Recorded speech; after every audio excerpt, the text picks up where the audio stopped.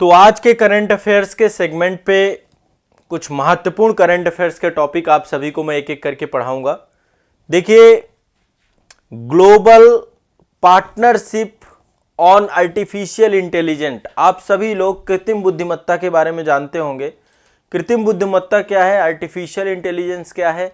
Artificial intelligence के माध्यम से बनावटी तरीके से या कृत्रिम तरीके से विकसित की गई बुद्धिमत्ता के बारे में प्रयोग किया जाता है, जिसके जरिए कंप्यूटर सिस्टम हो गए, आपके रोबोटिक्स सिस्टम हो गए, है ना, इनको तैयार किया जाता है, एक एल्गोरिदम तैयार किया जाता है और उन्हीं के आधार पे जो है इसको चलाने का प्रयास किया जाता है, जिसके आधार पे मानव मस्तिष्क काम करता है। जैसे आप जानते हैं कि ह्यूमन इंटेलिजेंस काम करती है, किसी भी चीज पे हम रिस्पॉन्ड करते हैं, उसी तरीके से जो है मशीनों को भी तैयार किया जा रहा है आर्टिफिशियल इंटेलिजेंस के माध्यम से। तो आज के समय पे जमाना मशीनीकरण का है, बड़े स्तर पे मशीनों के माध्यम से कार्य किया जा रहा है। तो आर्टिफिशियल इंटेलिजेंस के लिए ये जो जीपीएआई की जो पहल है, इस पहल को आर्टिफिशियल इंटेलिजेंस के उपयोग से मानव केंद्रित विकास करने के लिए इसको पूरा का पूरा गठित किया गया है। ये एक अंतरराष्ट्रीय बहुहितधारक पहल है। तो भारत के लिए एक बहुत बड़ी गुड न्यूज है। अभी आप जैसे कि देख रहे हैं कि भारत G20 की अध्यक्षता कर रहा है, उसी प्रकार से भारत को अंतरराष्ट्रीय स्तर पर global partnership on artificial intelligence पर भारत को अध्यक्षता मिली है। भारत अब इसकी अध्यक्षता जो है प्राप्त कर चुका है और भारत 2022-23 के लिए इसकी मेजबानी करेगा। तो भारत ने एक चीज ये पूरा, आप इसको करंट को याद कर लीजिएगा, लिख लीजिएगा कि global partnership on artificial intelligence में अब भारत को यह अध्यक्षता प्राप्त हो गई। भारत अब इसकी अध्यक्षता करेगा 2022-23 के लिए। किसके लिए? 2022-23 के लिए। और यह अध्यक्षता भारत को फ्रांस से प्राप्त हुई है। फ्रांस से भारत जो है यह अध्यक्षता लेगा। तो जैसा कि आपको पता है कि टोक्यो में 21 नवंबर 2022 को जो है जीपीएआई की बैठक हुई थी और इस बैठक में विश्व की प्रमुख अर्थव्यवस्थाओं का समूह था। अब इन विश्व की प्रमुख अर्थव्यवस्थाओं को भारत के द्वारा इसको अध्यक्षता की जाएगी, इसको संचालित किया जाएगा। ठीक है, तो ये ध्यान रखिएगा। और संचालन समिति भी है 2022-23 के लिए। इसके लिए 5 सीटें जापान, फ्रांस, भारत, कनाडा और संयुक्त राज्य अमेरिका के पास रहेंगी। तो इसमें भी भारत है, आपका संचालन समिति में भी भारत को जोड़ा गया है। तो जैसा कि मैंने बताया कि जीपीएआई पहल के माध्यम से एक अंतरराष्ट्रीय पहल है। इसके माध्यम से आर्टिफिशियल इंटेलिजेंस को बढ़ावा देना है, तकनीकी को बढ़ावा देना और मानव केंद्रित विकास की दिशा में काम करना है। तो ये संस्था की देखिए, इसकी स्थापना कब हुई थी? अब इसकी स्थापना हुई थी 15 जून 2020 को। कब स्थापना हुई थी? यह ध्यान रखिएगा, 15 जून 2020 को इसकी स्थापना हुई थी। 25 सदस्य देशों के द्वारा इसकी स्थापना की गई थी। 25 सदस्य देश थे इसमें। ठीक है, 25 सदस्य देशों के द्वारा स्थापना की गई थी। भारत भी उनमें से एक था। भारत भी एक संस्थापक सदस्य था, फाउंडर कंट्री था। ऑस्ट्रेलिया है, बेल्जियम है, ब्राजील है, कनाडा है, चेक गणराज्य है, डेनमार्क है, फ्रांस है, जर्मनी है, भारत है, आयरलैंड है, इजराइल है, इटली है, जापान है, मैक्सिको है, नीदरलैंड है, न्यूजीलैंड है, पोलैंड है, कोरिया है, आपका सिंगापुर है, स्पेन है, स्वीडन है और स्लोवेनिया है। ब्रिटेन, अमेरिका, यूरोपीय संघ भी इसमें जुड़ा हुआ है। मतलब आप देखो, इतने सारे नाम मैंने फास्ट कर दिए। आप लोग एक बार इंटरनेट में सर्च करिएगा, इसके सभी सदस्य देख लीजिएगा। जीपीएआई, ठीक है, global partnership on artificial intelligence, ये आपकी पहल जो है 25 सदस्य देशों के द्वारा प्रारंभ की गई थी 15 जून 2020 को कृत्रिम बुद्धिमत्ता पे, जिसकी अध्यक्षता भारत करने वाला है। ये एक इंपॉर्टेंट है, ये न्यूज आप लोग छोड़ देते हो, इसलिए इस न्यूज को मैंने आपको ध्यान में रखा है। ठीक है, ध्यान रखिएगा। और एक संस्था आपको पता है जो आपका economic organisation for economic cooperation development को लेकर के है, ये इसकी अध्यक्षता करता है। ये है ना आपका OECD, ये organisation for economic cooperation and development, ये संस्था है आपकी, है ना। और इकोनॉमिक कोऑपरेशन को लेकर के बड़ी संस्था है। वो जीपीएआई के सचिवालय की मेजबानी करता है और इसकी शासी निकायों के तौर पे गतिविधियों का संचालन करता है। तो इस संस्था के द्वारा इसको ध्यान में रखना होगा। अब देखो, भारत को जो अध्यक्षता मिली है, अभी आपको पता है कि भारत इस समय जो है आर्टिफिशियल इंटेलिजेंस से जुड़ी हुई पहलों को प्राथमिकता पे रख रहा है। हम भी बड़े स्तर पे एआई डेवलप कर रहे हैं, आर्टिफिशियल इंटेलिजेंस को डेवलप कर रहे हैं। इसकी मदद से भारत जो है 2035 तक, मतलब आने वाले 2035 तक हम एक बड़ी अर्थव्यवस्था को डेवलप करने वाले हैं, 5 ट्रिलियन इकोनॉमी की तक बढ़ने वाले हैं। अपनी अर्थव्यवस्था में आर्टिफिशियल इंटेलिजेंस के माध्यम से बड़े स्तर पर डेवलपमेंट करने वाले हैं, विकास करने वाले हैं। तो इस समय भारत को अध्यक्षता मिलना बड़ा सकारात्मक पहल है, भारत की अर्थव्यवस्था को बूस्ट करने की बात ये करेगा। तो अभी भारत सरकार के द्वारा एक जो है आर्टिफिशियल इंटेलिजेंस पे एक अंतरराष्ट्रीय आर्टिफिशियल इंटेलिजेंस पोर्टल भी लॉन्च किया गया है, जिसका उपयोग शिक्षा के क्षेत्र में, ई कॉमर्स के क्षेत्र में, वित्त के क्षेत्र में, दूरसंचार के क्षेत्र में, कृषि के क्षेत्र में, स्वास्थ्य सेवाओं के क्षेत्र में आदि सभी क्षेत्रों में हम आर्टिफिशियल इंटेलिजेंस का, कृत्रिम बुद्धिमत्ता का प्रयोग करेंगे। तो आर्टिफिशियल इंटेलिजेंस क्या है? बनावटी तरीके से, कृत्रिम तरीके से मानव जैसी बुद्धिमत्ता को क्या करना? विकसित करना। किसमें? मशीनों में चीजों को डेवलप करना, ताकि वो ऑटोमेटेड मोड पे मानव जैसे जो है वो क्या कर सकें, ठीक है, तो बिहेव कर सकें। ये आपको ध्यान रखना है। एक ये बहुत इंपॉर्टेंट न्यूज थी आपकी, तो इसके बारे में एक बार चर्चा कर दी मैंने, ठीक है। अब अगली खबर पे चलते हैं। अगली खबर है आपकी छत्रपति शिवाजी महाराज वास्तु संग्रहालय मुंबई से, ठीक है। छत्रपति शिवाजी महाराज वास्तु संग्रहालय मुंबई, ये मुंबई में एक संग्रहालय है और अभी इसको एक अवार्ड प्राप्त हुआ है। अवार्ड का नाम है, ये अवार्ड यूनेस्को ने दिया है, यूनेस्को एशिया प्रशांत पुरस्कार मिला है इसको। क्या मिला है? यूनेस्को एशिया प्रशांत पुरस्कार, एक पुरस्कार मिला। लिख लो आप लोग इस चीज को कि छत्रपति शिवाजी महाराज वास्तु संग्रहालय, ये मुंबई में अवस्थित है, लोकेटेड है। इसको यूनेस्को एशिया प्रशांत पुरस्कार प्राप्त हुआ है। क्या मिला है? एशिया प्रशांत पुरस्कार इसको प्राप्त हुआ है। ये ध्यान रखना है, ये बहुत इंपॉर्टेंट है। यूनेस्को के द्वारा इसको उपलब्ध कराया गया है। मुंबई में 100 साल पुराने छत्रपति शिवाजी महाराज वास्तु संग्रहालय का जीर्णोद्धार यूनेस्को की ओर से काम किया गया है कि ये 26 नवंबर 2022 को इसको सम्मानित किया गया था। कब सम्मानित किया गया था? 26 नवंबर 2022 को, ठीक है। तो ये एक ऐसी परियोजना के तौर पे है जिसे विश्व धरोहरों के संरक्षण के लिए मानक निर्धारित विरासत स्मारक के तौर पे इसको बताया गया है। तो ये आपको ध्यान रखना है, एक इंपॉर्टेंट खबर है। इसको क्या प्राप्त हुआ है, ठीक है। और इसके अलावा इससे पहले जो है तेलंगाना में एक डोमोकोंडा किला था। कौन सा? डोमोकोंडा किला तेलंगाना में अवस्थित है। और मुंबई में भाई खला स्टेशन, इसको भी यूनेस्को ने अवार्ड दिया था। अवार्ड ऑफ मेरिट अवार्ड इसको मिला था। अवार्ड ऑफ मेरिट श्रेणी में, विजेताओं की श्रेणी में इसको भी सम्मिलित किया था। डोमोकोंडो किला तेलंगाना में है और मुंबई में भाई खला स्टेशन है। क्या है? भाई खला स्टेशन। इनको भी अवार्ड मिला था यूनेस्को के द्वारा, है ना। अवार्ड ऑफ मेरिट की लिस्ट में इनको भी लेकर के आया गया था। तो ये भी ध्यान रखिएगा, एक ये भी इंपॉर्टेंट है। एक और नेजल वैक्सीन को लेकर के बड़ा चर्चा है। आप सभी को पता होगा कि एक नेजल वैक्सीन जो है क्या हुई है, इसको लॉन्च किया गया है। इसका नाम है इकोवैक, ठीक है। ये कोविड की वैक्सीन है आपकी, भारत बायोटेक के द्वारा इसको डेवलप किया गया है। इसका नाम है इवोवैक, इंट्रानेजल वैक्सीन है। ये आपकी इंट्रानेजल वैक्सीन है, ये आपकी वैक्सीन है। और ये जो है देखिए, आप समझिए कि कोविड को लेकर के विश्व की पहली जो है वैक्सीन है, इसका नाम है इंकोवैक।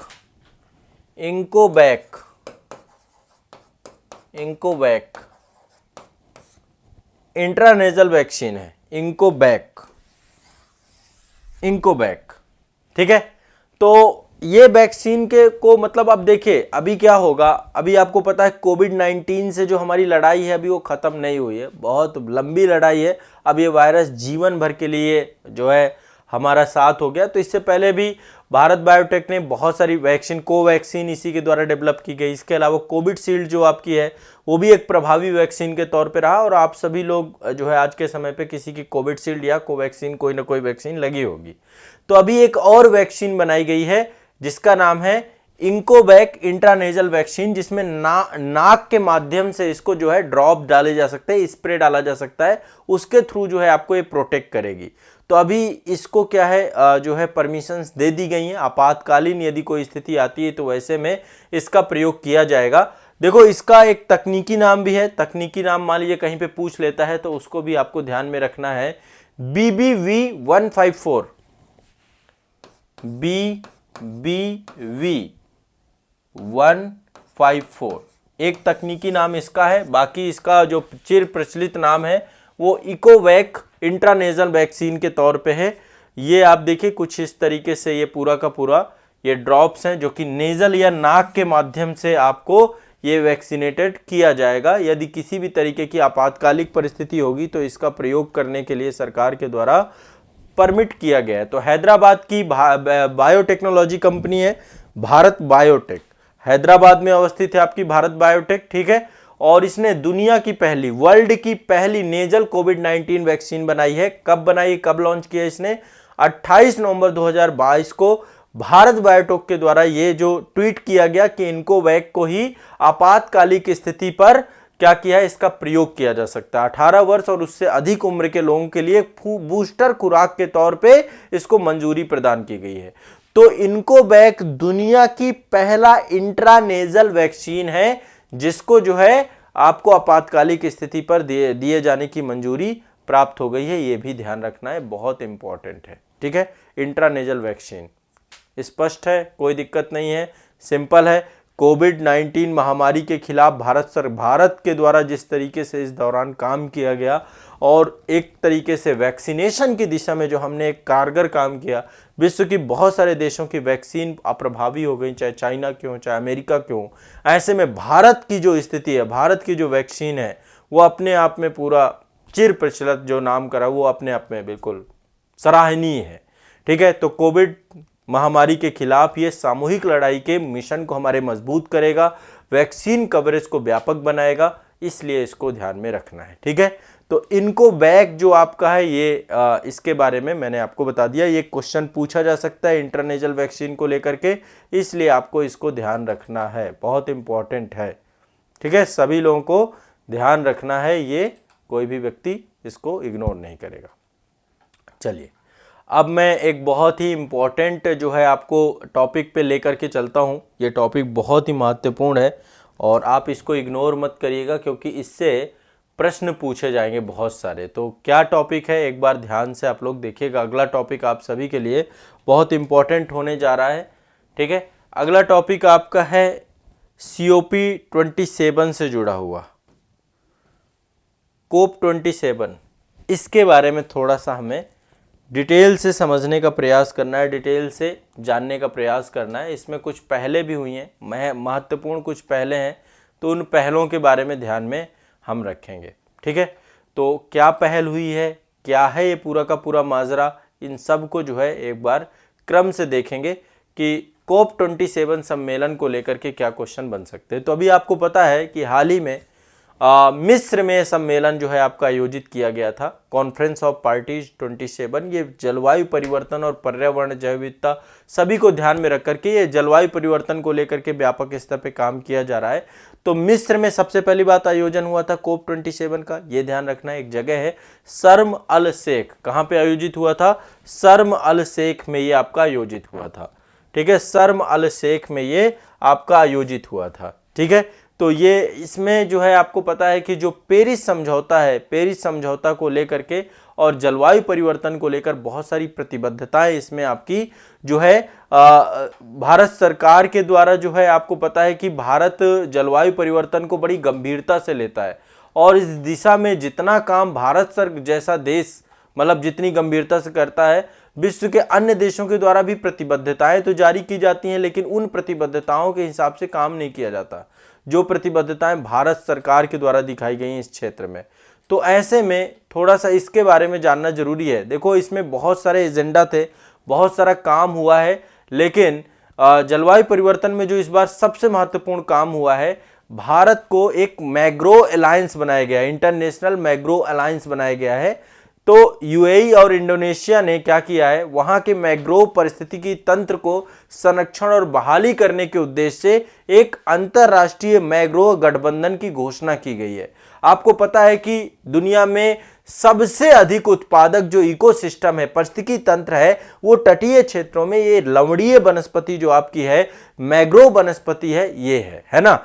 तो भारत जो है, भारत भी जलवायु के मैंग्रोव गठबंधन में शामिल हो चुका है। तो मैंग्रोव गठबंधन में शामिल हुआ है इंडिया, ठीक है। मैंग्रोव अलायंस फॉर क्लाइमेट को लेकर के पूरा का पूरा आपका COP27 इजिप्ट में हुआ है, इसको ध्यान में आपको रखना है, ठीक है। क्लियर है, स्पष्ट है। तो अभी जो ये गठबंधन है, इस गठबंधन में भारत प्राइमरी सदस्य के तौर पे है, और ये हमारे लिए बहुत गर्व की बात है कि जब भी कोई ऐसे गठबंधन होते हैं, हमारे यहाँ पे भी आपको पता है कि मैंग्रोव वन्स बहुत सारे हैं, चाहे वो सुंदरबन वाला क्षेत्र हो, गुजरात वाला क्षेत्र हो यह एक लंबी तटरेखा है हमारी, तो उस तटरेखा में मैंग्रोव वनों की उपस्थिति है। तो इस गठबंधन के प्रारंभिक सदस्य देशों में यूएई है एक, तो ठीक है, यूएई, ठीक है। दूसरा आपको इंडोनेशिया है, यूएई है, इंडोनेशिया है, ऑस्ट्रेलिया है, जापान है, स्पेन है, श्रीलंका है और भारत है। ये जो है आपके सबसे महत्वपूर्ण जो है देशों में से एक है, ठीक है। तो इन देशों के द्वारा एक अलायंस बनाया गया है, मैंग्रोव गठबंधन। कब बनाया गया है? COP27 के दौरान। कब बनाया गया है? COP27 के दौरान, ये ध्यान रखिएगा। देखो, कॉन्फ्रेंस ऑफ पार्टीज जो है आपका एक संस्था है आपकी, जिसका नाम है UNFCCC। UNFCCC के द्वारा जो है ये पूरा का पूरा आयोजन किया जाता है जलवायु परिवर्तन की गतिविधियों से निपटने के लिए। इसको दूसरा नाम इसका रहता है जलवायु परिवर्तन पर संयुक्त राष्ट्र संरचना अभिसमय, ठीक है। ये आपकी इसकी पूरी की पूरी पृष्ठभूमि पर्यावरण एवं विकास पर संयुक्त राष्ट्र सम्मेलन, ये 1992 में आपका जो है रियो सम्मेलन जो हुआ था, उसी के दौरान जो है संस्थाएं बनी थी, और इनके द्वारा जलवायु परिवर्तन के कारकों से निपटने के लिए जो है आपका लगातार कॉन्फ्रेंस ऑफ पार्टीज के अंतर्गत जितने भी सदस्य देश हैं उन सबके साथ बैठ करके इस पे चर्चा होती है। कई सारे COP बड़े प्रभावी रहे, चाहे COP3 1997 में हुआ था, जिसको हम क्योटो प्रोटोकॉल कहते हैं। कभी आप सर्च करिएगा क्योटो प्रोटोकॉल आजाद IAS एकेडमी, तो आपको एक वीडियो मेरा मिलेगा जिसमें मैंने बहुत अच्छे से क्योटो के पूरे मैकेनिज्म को आपको समझाया है, ठीक है। अब उसकी अवधि पूरी हो चुकी है, तो उसकी जगह पे पेरिस समझौता आ चुका है। पेरिस पे भी मैंने एक वीडियो पूरा का पूरा बनाया है पेरिस सम्मेलन को लेकर के, कि अब आगे इसमें क्या मैकेनिज्म होने वाला है। तो एक बार पेरिस सम्मेलन को भी आपको समझ लेना है कि ये अब किस तरीके से काम करेगा। तो बहुत सारे जो है आपके COP बड़े जो है चर्चा में रहे हैं, चाहे COP3 रहा हो क्योटो प्रोटोकॉल वाला, ऐसे COP7 था आपका मराकेश मोरक्को में, COP8 था आपका नई दिल्ली भारत में भी हो चुका है। 2002 में जो COP हुआ था वो नई दिल्ली भारत में हुआ था। COP13 2007 में बाली इंडोनेशिया में हुआ था। COP14 आपका जो है ये भी पोलैंड में हुआ था, वारसा में। COP15 कोपेनहेगन डेनमार्क में हुआ था। तो हर COP में कोई ना कोई डेवलपमेंट होती है। इससे पहले पेरिस में COP21 हुआ था आपका, जिसमें वैश्विक तापमान को पूर्व औद्योगिक स्तर से 2 डिग्री सेंटीग्रेड से कम रखने की बात कही गई थी कि इससे नीचे रखा जाएगा। तो वो सारी चीजें इन्वायरमेंट की क्लास में, इन्वायरमेंट के टॉपिक में डिटेल से पढ़ाया गया था। यहां पे जो सिर्फ मैं आपको समझाना चाहता हूं कि एक मैंग्रोव अलायंस बनाया गया है मैंग्रोव फॉरेस्ट को लेकर के, मैंग्रोव अलायंस फॉर क्लाइमेट, जिसको हम मैक बोलते हैं, ताकि एक ऐसा ये गठबंधन बनाया गया जो कि मैंग्रोव पारिस्थितिकी तंत्र के संरक्षण, उसकी बहाली की दिशा में, विस्तार की दिशा में बहुत तेजी से काम कर सके। तो इस COP27 में एक बहुत ही प्रभावी गठबंधन बनाया गया है, ये ध्यान रखिएगा, स्पष्ट रखिएगा, बहुत जरूरी चीज है ये। चलिए अगली खबर जो है आपका सोलर एनर्जी से है एक खबर। ये आप देखिए बहुत इंपॉर्टेंट खबर है आपकी। सोलर एनर्जी आप सभी जानते हैं नवीकरणीय ऊर्जा संसाधनों के तौर पे हम सूर्य को देखते हैं। अब आने वाले समय पे नवीकरणीय रिन्यूएबल एनर्जीज पे काम होगा। तो इसको लेकर एक बड़ी अच्छी गुड न्यूज़ है कि भारत में सौर ऊर्जा के कारण से एक रिपोर्ट आई है। ध्यान रखिएगा, ये कभी भी आप कभी भी निबंध लिखते हैं, कभी भी आप इंटरव्यू बोर्ड के सामने डिस्कस करते हैं, मेंस आंसर राइटिंग करते हैं, तो ये आप डाल सकते हैं कि सौर ऊर्जा के द्वारा जीवाश्म ईंधन की लागत में $4.2 बिलियन की बचत हो गई है। बहुत बड़ी। अभी हमारे यहाँ पे जितनी भी एनर्जी बनती है आपकी, वो या तो कोयले से बनती है ना, तापीय ऊर्जा जिसे कहते हैं, कोयला एक सबसे बड़ा उसका सोर्स है। तो अभी 2022 की पिछली छमाही की पूरी की पूरी रिपोर्ट है, जिसमें 1.94 करोड़ कोयले की बचत की गई है। अब देखो धीरे धीरे वैसे कोयला खत्म भी होना है, टन करोड़ कोयला इसकी बचत की गई है। किसके द्वारा? विश्व का। आप लोगों ने, यदि आप लोग कई बार एक प्रश्न चिन्ह लगाते रहते हैं कि भगवान नहीं देखा, ईश्वर नहीं देखा, आप सूर्य देख लीजिए, विश्व का एकमात्र ये देवता है, यही सब कुछ देता है। सूर्य देने वाला है, जो दे वही देवता है, वही ईश्वर है, वही भगवान है। आपके सामने साक्षात जीता जागता एक देवता सूर्य है। तो बाकी जो है बहुत सारे जो है हमारी प्राकृतिक शक्तियां हैं, चाहे वो जो जीवन दायिनी है, सूर्य उनमें से एक है। और हिंदू धर्म में सूर्य की जो पूजा होती है, प्रकृति पूजा होती है, तो सूर्य के द्वारा पृथ्वी पर जीवन संभव है। ये समझ लीजिए, ये अपने आप में सबसे बड़ी परिकल्पना है कि जो जीवन दायक हो, जिसने जीवन दिया हो।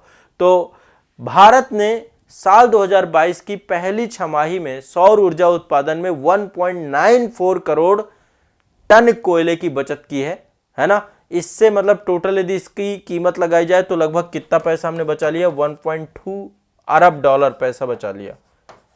इतना पैसा हमने बचा लिया, सोचिए, इतने की बचत कर ली है।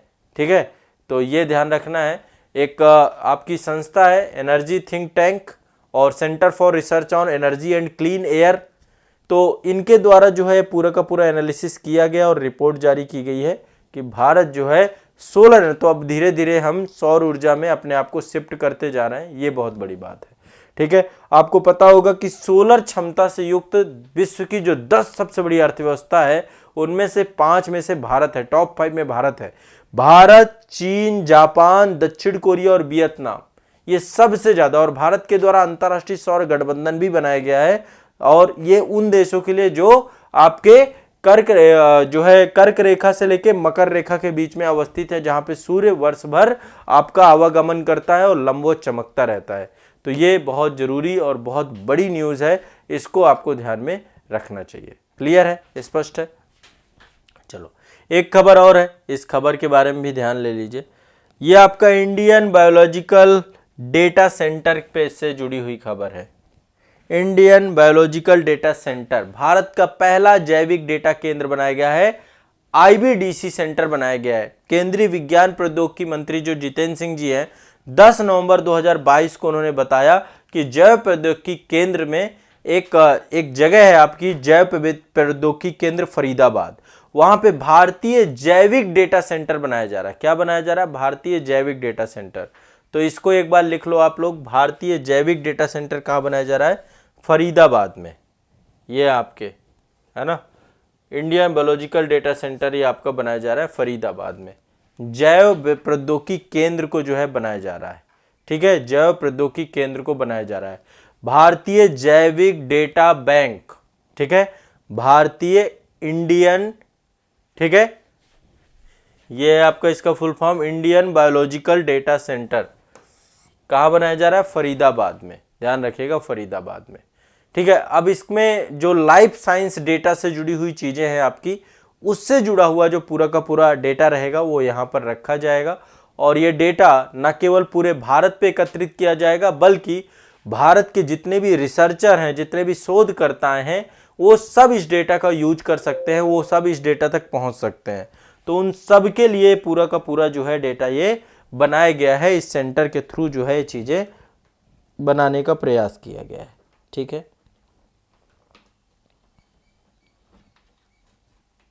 हाँ, चलिए, तो आज के लिए इतनी ही खबर रखेंगे, आज के लिए इतना ही रखेंगे। बाकी फिर नेक्स्ट क्लास में आगे हम लोग आगे के टॉपिक में कुछ चीज़ें कवर करेंगे। तो ये भी ध्यान रखिएगा, ये भी इंपॉर्टेंट है, इससे भी क्वेश्चन आपके पूछे जा सकते हैं, कहाँ पे क्या क्या चीज़ें बनी है। तो फरीदाबाद में, ठीक है, ये सेंटर आपका डेवलप किया गया है, इसको आपको ध्यान में रखना है। ठीक है, चलिए, आज के लिए इतना ही रखेंगे।